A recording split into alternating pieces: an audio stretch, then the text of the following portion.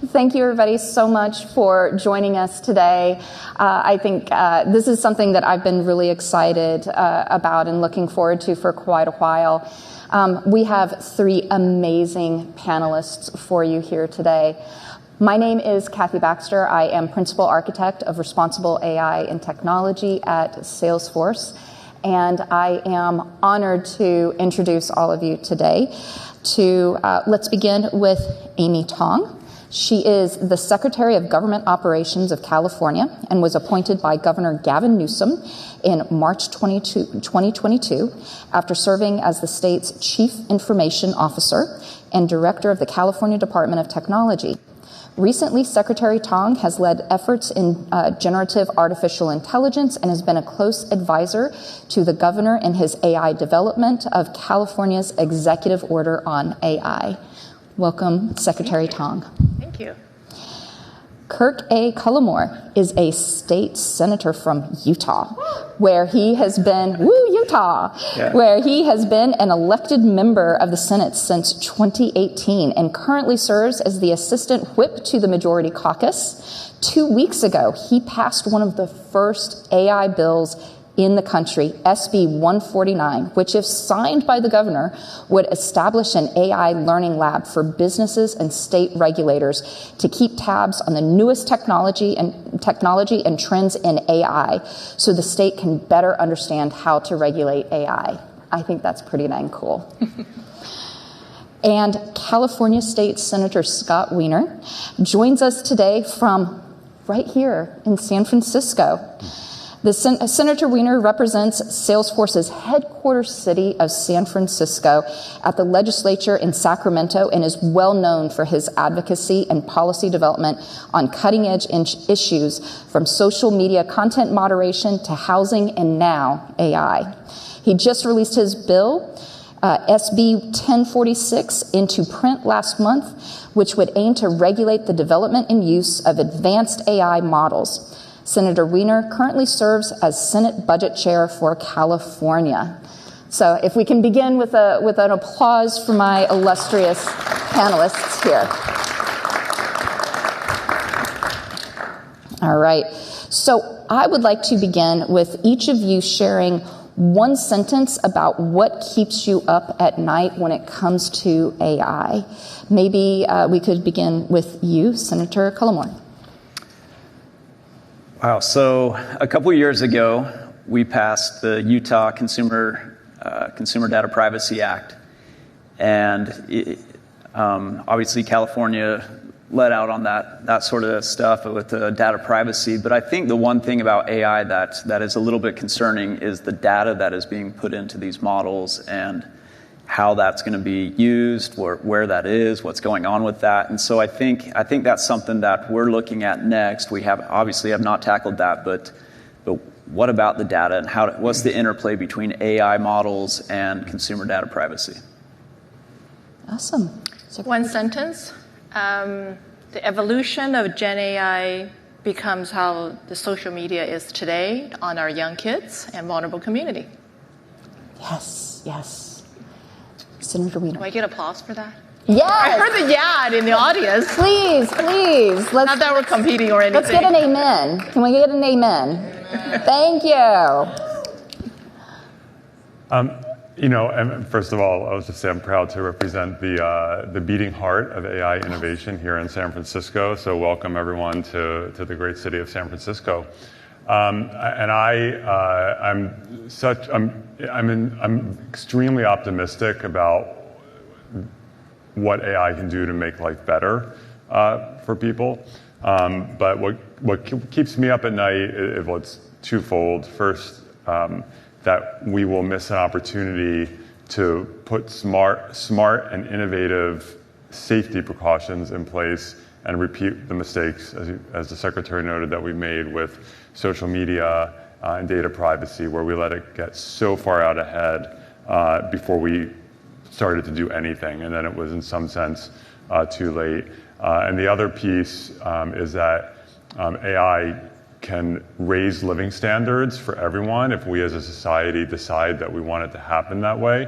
and decide that we don't want to go down the route that we usually go down, which is that 1% of people become fabulously wealthy because of it, and 99% are left behind. And so we need to avoid that. Yes, thank you so very much. Secretary Tong, you are leading the work on implementing generative AI in California state government and bringing government technology into the 21st century to meet the needs of Californians. Can you tell us about that? Yes, I love the opportunity, and thank you, by the way, for inviting us to be here. I have the privilege to work with Governor Newsom and his team, collective, and many of them are here in the audience today, to really take a look what is a measured approach when it coming to implementing the utilization of generative AI in state government. We're really trying to find a I'll call it a fine balance between, on one hand, as Senator Winter mentioned, that we don't want to stifle innovation by any means, especially 35 of the 50 AI companies headquartered in California. We want California to be that ecosystem, to continue to be creative, innovate. But at the same time, we're also very conscious and cognizant of, if we don't do it right, this is how we are falling behind. Things are not. It would be way out of our ability to manage. So finding that balance is exactly what the governor have issued, or the intent behind his executive order, is to ask the state department to provide a safe environment, if you would, for the 150 department that we have, which it's about 250,000 employees in the state of California, to look for opportunity where appropriate that AIs could be an application into the department to help enhance the service delivery of state government. But at the same time, before we do that, we create a safe environment, such as a sandbox. Sounds like, so that people could experiment and explore technology in that environment while learning the evolution or what the technology brings on an impact on security, privacy, but most importantly, what is the impact to our state workforce?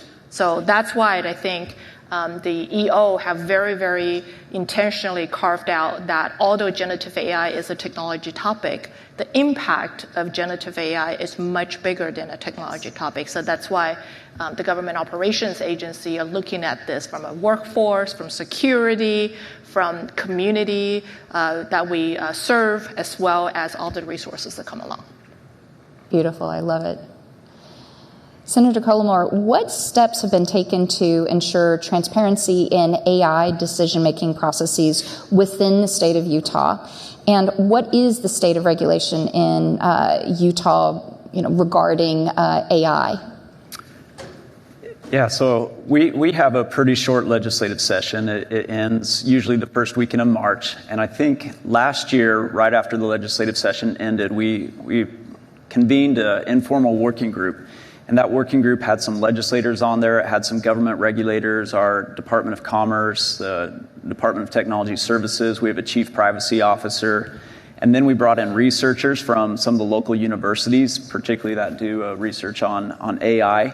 But then we also brought in a bunch of private sector and people that are developing AI for whatever their business uses might be, because we need to get their input. And so that's where we started, and we had conversations from everything, from the development of LLMs to what the output is.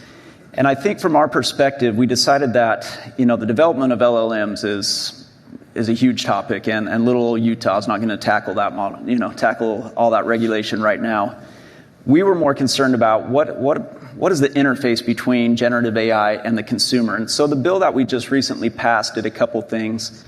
It basically said, the Department of Commerce and the Division of Consumer Protection oversees a whole bunch of laws on businesses and how they interface to ensure that there's not fraud and misrepresentation with consumers. And so we did something very simple first. We just said, the use of generative AI as it interfaces with consumers is also subject to, the Deceptive Practices Act in Utah. But then what we did is we wanted to put some disclosures in there where if somebody is interfacing with AI, that if the consumer asks or prompts whoever they're interfacing with, are you AI, that they have to affirmatively disclose that, in fact, you are interacting with AI. The second thing we did is that we put the onus on the business if it's a regulated occupation under the Department of Commerce. Regulated occupations are, think like mental health or behavioral health or financial services, something like that. If that's who you're interacting with, then there's an affirmative obligation on that business to do an upfront disclosure. You need to know upfront that you're actually interacting with AI. And so right now, that's the bill that we passed, is really, we're dealing with consumer protection and interacting with consumers. The other thing we did, this wasn't my bill, but we addressed regulation as it pertains to generative AI in political campaigns. We wanted to tackle those two things first and make sure that consumers are protected, and with an election coming up this year, that the populace is aware if they're seeing stuff that is generated by AI. And so we didn't prohibit it, just put disclosures on there. And if I can really quick, I'll touch on the AI laboratory. This was the bigger part of our bill. We thought that we couldn't pass something that looked like it was just a free-for-all for AI. So we had to put in some parameters that gave my colleagues and the public some confidence that we were actually trying to tackle the risks that are inherent with AI. But we also wanted to, not stifle innovation and encourage development in Utah. And so we created the AI laboratory. We think of it like a sandbox, but a sandbox, what regulations you might be exempting people from. The uses of AI could be, pervasive throughout the economy. And so we didn't really know where exactly are we going to waive regulation or law for a particular business. And so we're inviting them to come into this AI laboratory and partner with regulators in the state and tell us how you intend to use AI, and then you can enter into a mitigation agreement with the Department of Commerce, and we can waive specific regulations based on the proposal you gave us. And the thought was, by doing that, it would encourage innovation, it would encourage investment, knowing that the investment in that particular business would be a little bit more protected because you're working hand in hand with government regulators, and you have some assurity that what you're doing, if you move into the gray area, that the regulators are there kind of monitoring it and maybe have given you those particular exemptions for that. I love it. I love the transparency requirements as well as the opportunity to learn and iterate in a safe way. So, Senator Wiener, thinking through some of these large language models and what the future of AI holds, what have you learned from prior technologies? You've both yourself and Secretary of Tong have mentioned social media. So what have you learned from that experience to help inform how we're going, or how we should regulate AI and put guardrails in place for it to be successful and safe? Yeah, I mean, social media is absolutely, I think, a pertinent example. Social media, it started many, many years ago, but in earnest in 2007, 8, 9, and it has just grown exponentially since then. And social media has delivered a lot of really important changes and has been very positive in many ways. And I think we should never lose sight of that, because social media justifiably gets beaten up, but it's done a lot of really, really good things as well. But government did nothing. There were no guardrails, no safety precautions, no requirements whatsoever. And in fact, they were, along with platforms in general, were exempted from any and all possible liability, based almost no matter what. And I understand why that law was passed many, many years ago, to try to make sure that we were fostering the growth of the internet and online activity.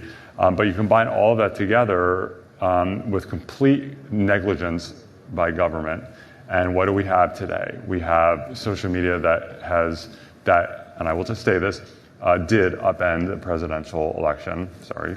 We have across the aisle here a little conversation. That really threatens democracy in so many ways, and across the political spectrum, with people being brainwashed into conspiracy theories on both the left and the right, because it doesn't discriminate. We have the mental health challenges, especially that our young people are experiencing, not only because of social media, but in part because of social media. We have people who are just glued to their phone because social media is designed to be addictive. And now Congress still has passed, as far as I know, nothing. At the state level, we're just starting now in the last few years to put some regulations in place. Some of them have gotten overturned on bogus First Amendment grounds, in my personal view. So it's been really challenging, and we are playing catch up. And the question is, the horse is so far out of the barn that I don't even know if we can catch up at this point. Data privacy is another issue. We did not act as government early to say, here are the privacy protections. Here are the things you can do. Here are the things that you can't do. And because we basically say you can do whatever you want effectively by not enacting any kind of safeguards, we have now some of the largest companies on the planet who derive huge corporate profits by monetizing people's personal data. And so now it's almost too late to get the horse back in the barn there, because we now have some incredibly powerful, wealthy actors who are going to do everything in their power to prevent us. So if you can get in ahead, put the guardrails in early, before, you have a hope of cutting it off at the pass in terms of the bad stuff while promoting innovation. Yeah. I think the need for AI governance, for safeguards, is very much a bipartisan issue. Perhaps one of the few that we have in this moment of time. Each of you have kind of touched on the mantra that I think many of us have heard of regulation kills innovation. When someone says that to me, I always like to respond, yes, regulation kills lazy, cheap, harmful innovation. We can have smart innovation. I'd love to open it up to any or all of you. How can we ensure, and I think you were touching on this with the learning labs, what are some other ways that you're thinking about how we can kill that harmful, lazy innovation while also spurring safe, helpful AI? I mean, I think sometimes this is true in politics in general. It's a debate between the extremes. And so we have the regulate the hell out of everything in all respects in the most micromanagey way versus no regulation, get off our porch, don't ever tell us anything, in terms of what to do. And I think it's about good regulation should be encouraged, bad regulation, over-regulation should be discouraged. And I compare this to, until recently I chaired our Senate Housing Committee for a number of years, and that's been really a top focus for me, spurring more housing production in California because we're millions of homes behind. And so and in doing that, and I got beaten up sometimes among progressive circles saying, you're taking a deregulatory approach but what we said was, we are over-regulating housing and making it so hard and expensive to build anything that we are strangling ourselves as a state. So let's remove the stupid regulations that serve no purpose, but let's keep the good regulations in place. Let's make it easier to build in environmentally sustainable locations like infill in cities, near jobs, near transit, and let's make it harder to build in sprawl areas where we're destroying forests and building in wildfire-heavy zones. And so we can get it right. It's about having smart regulation that protects people but doesn't strangle innovation. I might just say, by its very nature, government has to be reactive. I mean, the private sector is always going to move faster than government. And so we don't, as we met as this working group, like I mentioned, for a year, we were trying to envision what are the appropriate regulations. And the thought is AI is going to be so ubiquitous. It's like, how do you touch every part of the economy where AI is going to interact with consumers and everything? And so, again, that's why we came back to this learning laboratory. Is we need help. We need help from the people that are developing this, help from the people who are going to deploy these things. And so, part of the learning laboratory is not only these mitigation agreements that I talked about, but that the private sector can come in and help us regulate and help define what the appropriate regulations might be. The concern that we have in Utah, and granted, California is going to be a little bit different with 35 of the biggest AI companies based here.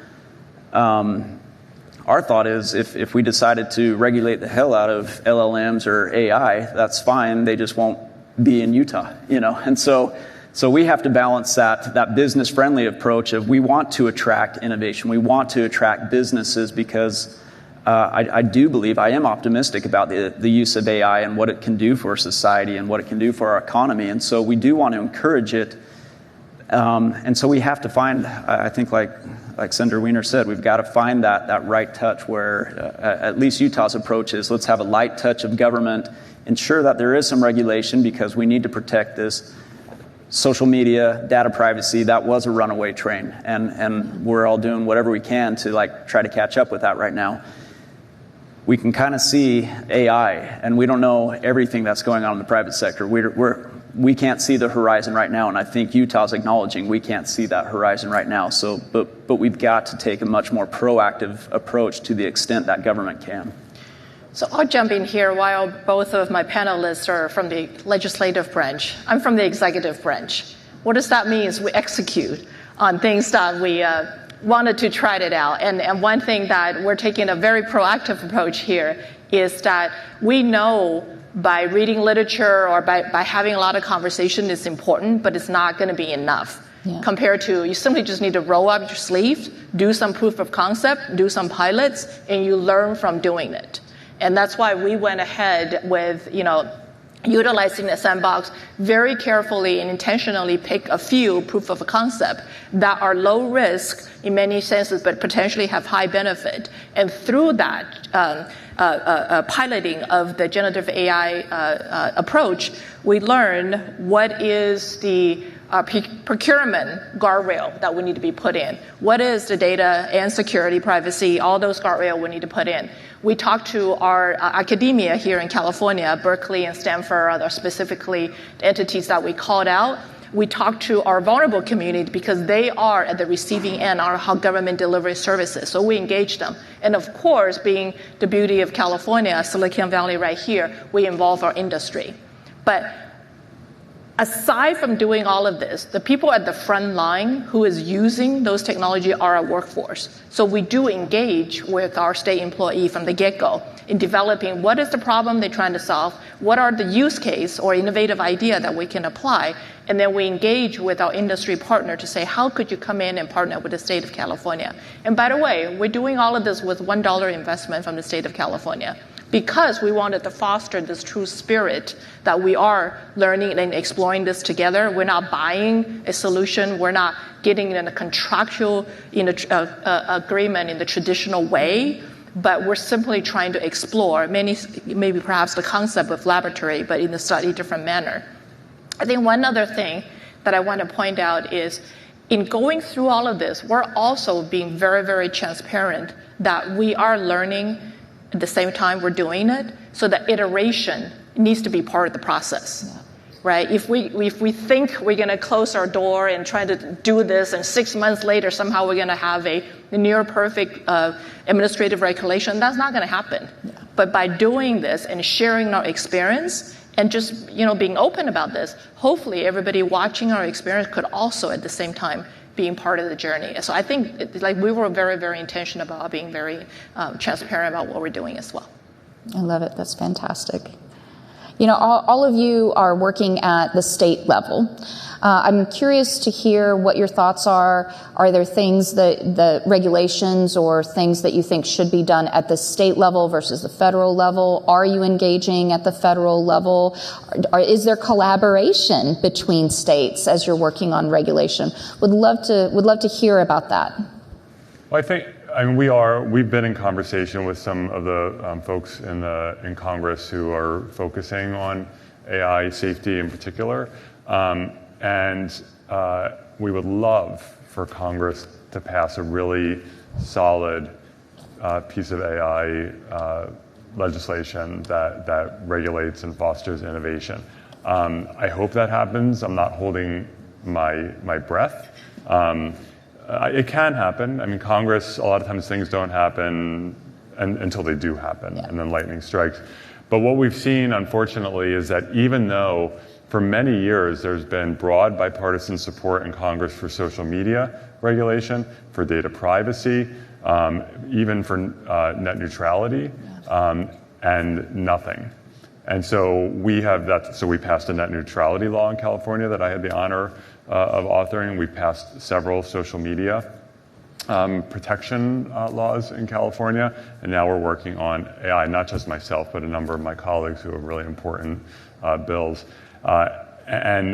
Yes, it would. In an ideal world, it's all handled with one national standard.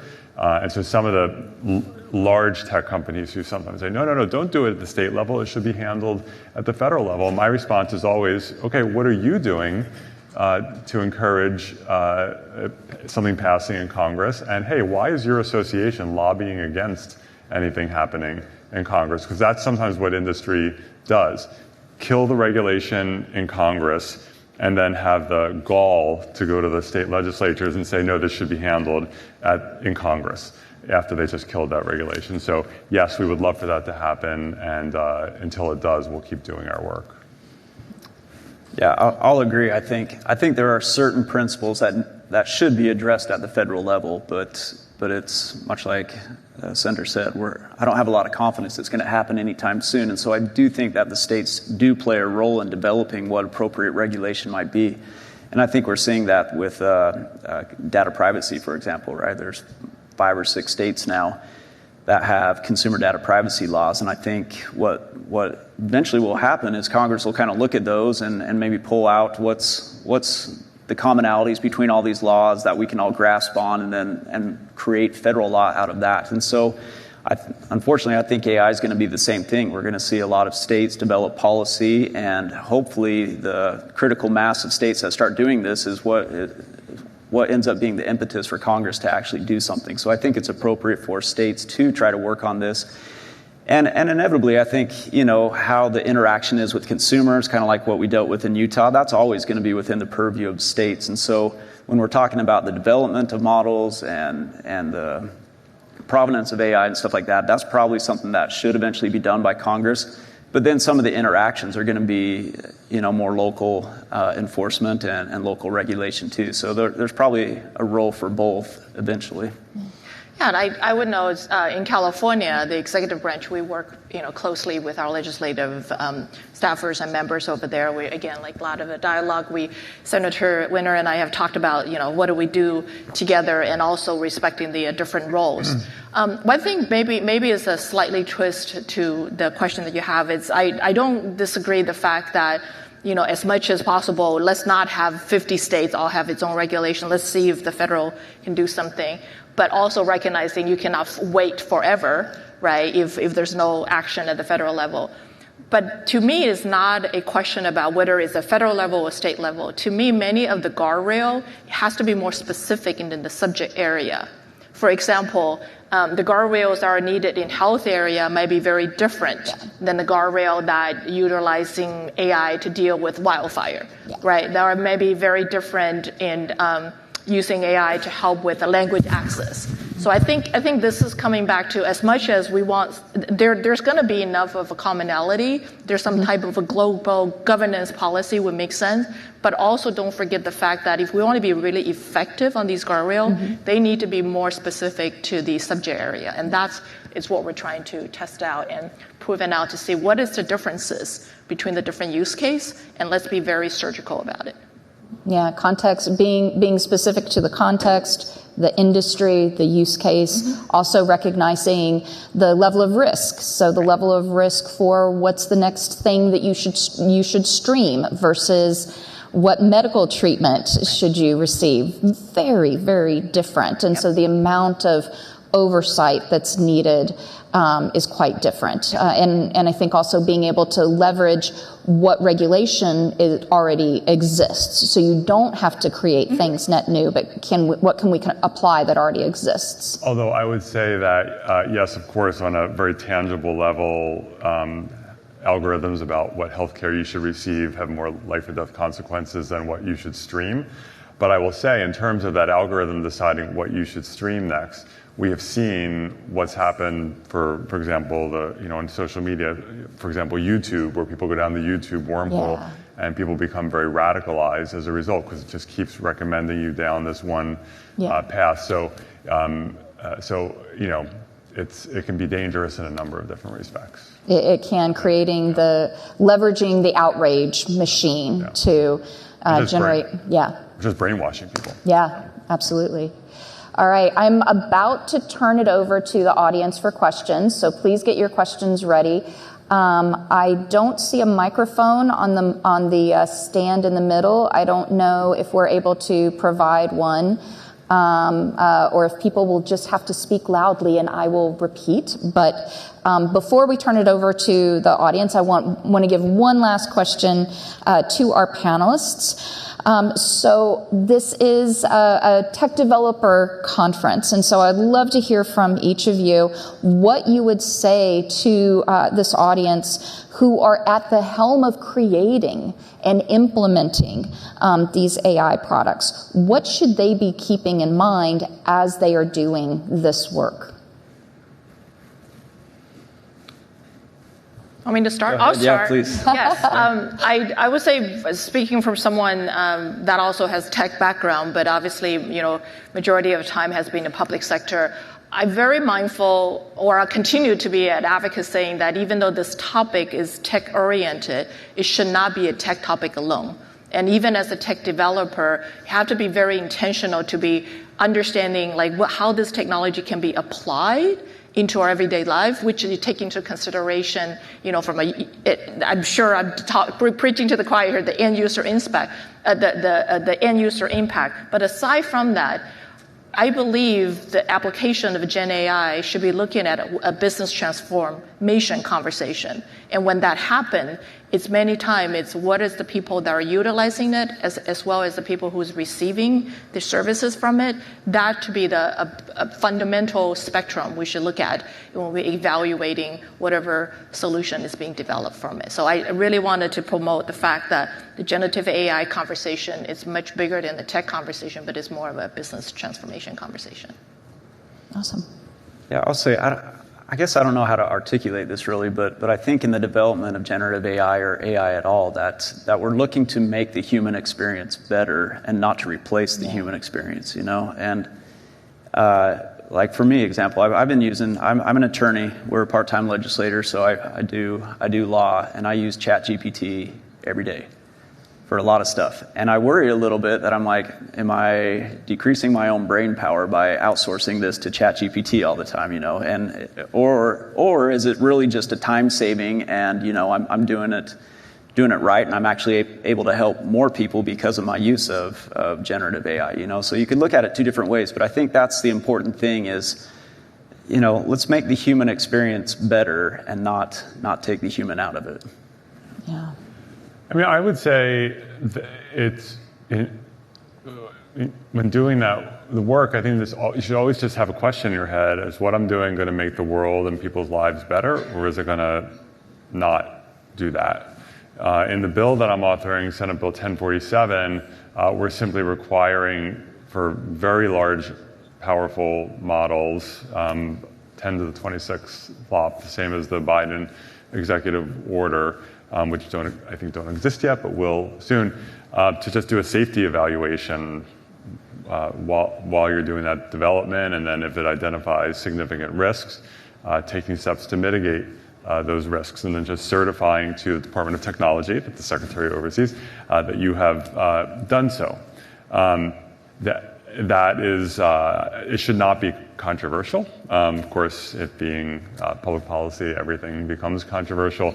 But that we're trying to basically just say, let's just all be mindful of these safety risks as people innovate to make the world a better place. The other thing I will say for people, and that is, I love it when people in technology get involved in broader public policy. So as we are creating technology that potentially impacts how many workers are required to do a particular job, and these are very contentious issues going back to when the printing press was created and when looms were created for weaving fabric, making sure that we're not just saying, okay, this is going to create enormous wealth for a small number of people, and everyone else can eat cat food in a gutter, which is how we've typically done it in our society. As we have had all these technological improvements,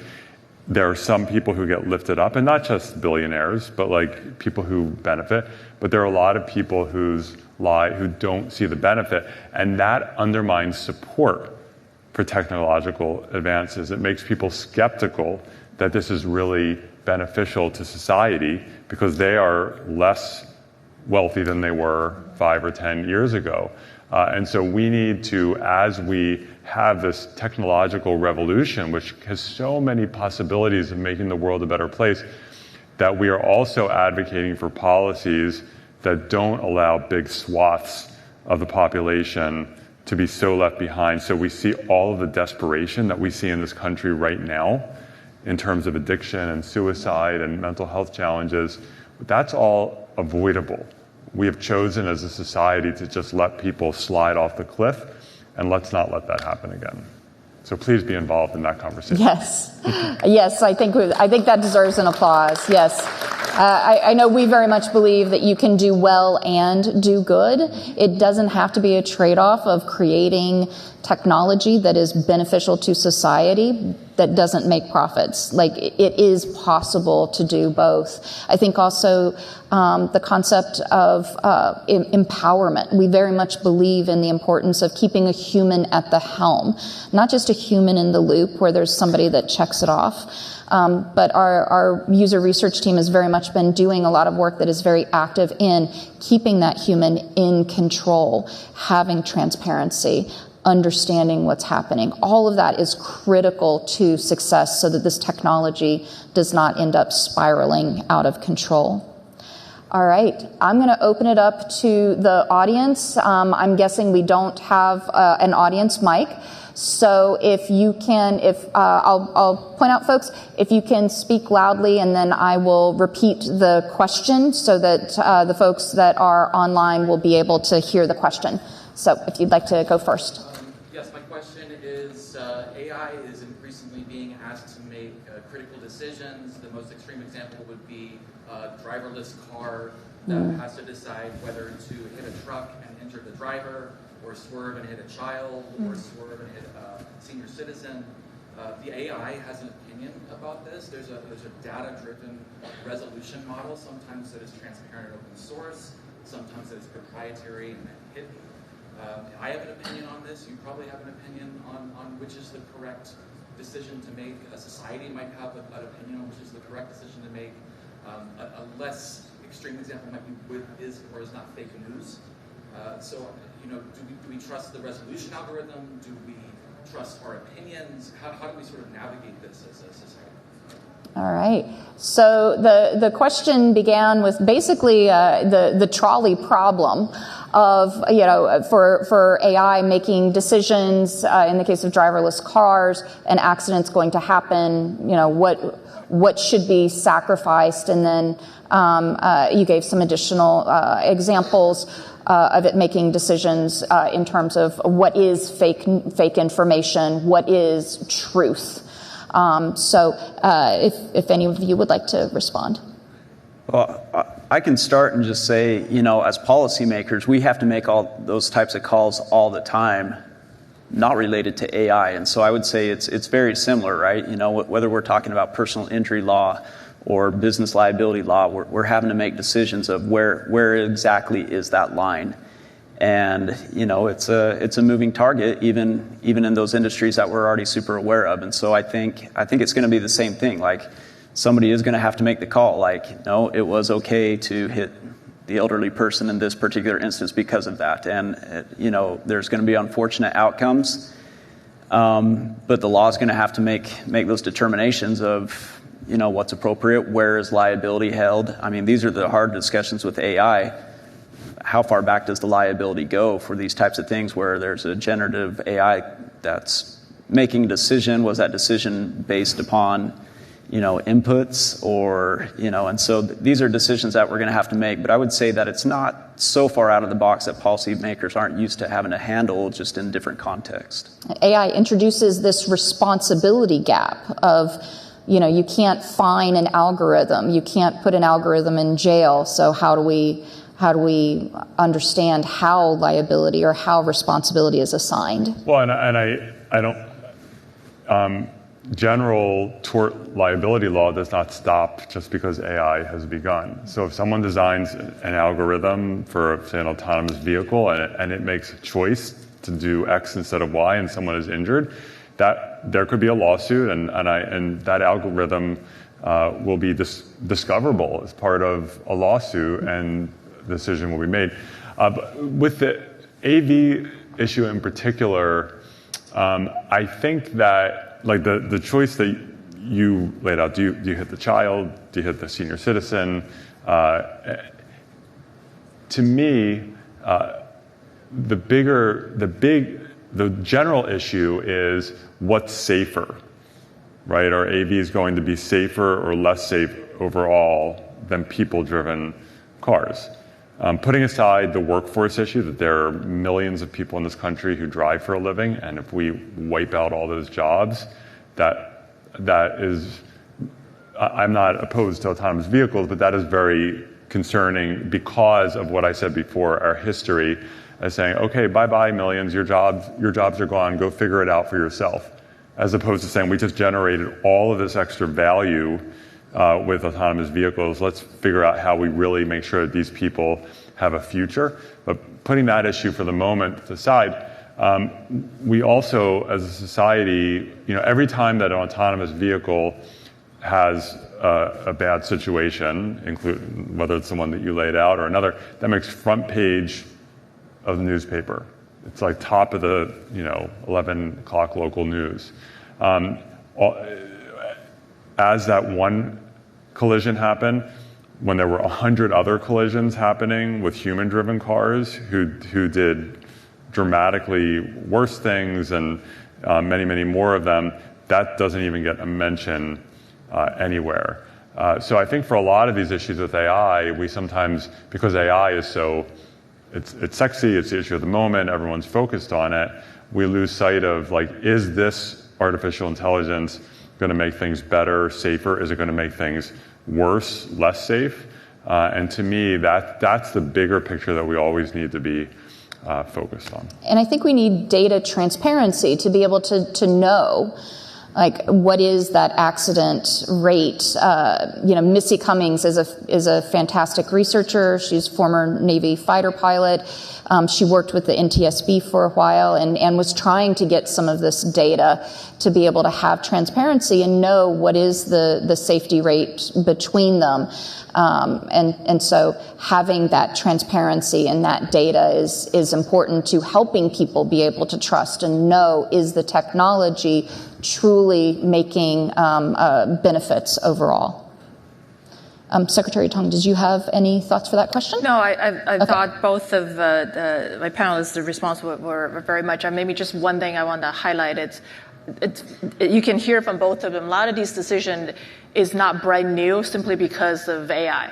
It's the hard conversation, the hard decision, the choices you have to make, based on a very factual comparison. Today is AI, tomorrow could be something else, and yesterday was something else. And I think that's something that we should not forget, that there are actually many of these hard conversations and regulations or policy already in place. It's now, how do you apply that to this new topic that we're talking about, which is generative AI? All right, I think we have time for one quick question. Does anybody have a lightning question that they would like to ask our panelists? Yes? How much knowledge of AI do you think you need to set up regulations? How much knowledge of AI do you need to create regulations? So as policymakers, like I don't know how to build a home, but I make housing policy. I don't know how to operate a public transportation system, or I don't know how to deliver mental health services to someone, but I make policy there. And my view as a policymaker, it is so important to be working with stakeholders with diverse viewpoints who who are experts, and this is true in any policy area. So in our AI safety bill, SB 1047, we worked with a very broad array of stakeholders who have lots of disagreements with each other and conflicting feedback, but we, I think we're able to craft what I think is very strong policy. Because of that, we were working with people who really, really know what they're doing. And I think one of the important skill sets of being a policymaker is knowing who to talk to and who to engage and who to collaborate and partner with. Yeah, I would agree. I mean, you have to have people in the room that know what the heck they're talking about, right? And, we passed a bill just barely that dealt with, this learning laboratory. And I bet if I polled a lot of the senators in Utah and asked them what an LLM was, I'm going to guess it's a pretty small percentage that could even begin to guess what that is, let alone like a LoRa or anything like that. And so I think, you need to have people willing to get in there and understand at least basic concepts behind it. But I think relying on the private sector, relying on those who are actually doing the work is critical. And that's part of the government process, as part of policy development, is you have to have people in there that know what the heck they're talking about, know what it actually means to develop an LLM, know what it means to use that LLM to create products that are going to interface with people. And so, and just through that process, I mean, you learn a lot. I've learned way more about AI and generative AI than I knew a year and a half ago. And so I think we need policymakers that are willing to dig in and learn those things. I think the US AI Safety Institute is a great example of that, bringing together individuals from industry, academia, nonprofits to collaborate and work on some of the nuttiest problems in this area. Do you want to close us out? Yeah, I'll close it out. I'll just say it's a really good question. How much do you know? And I would even ask this to be more of a challenge to both of my panelists, because they are on the legislative branch. I think when it comes to generative AI, because there's so much we still don't know, yeah. I'm hoping the regulation, the policy that you all develop is not one and done.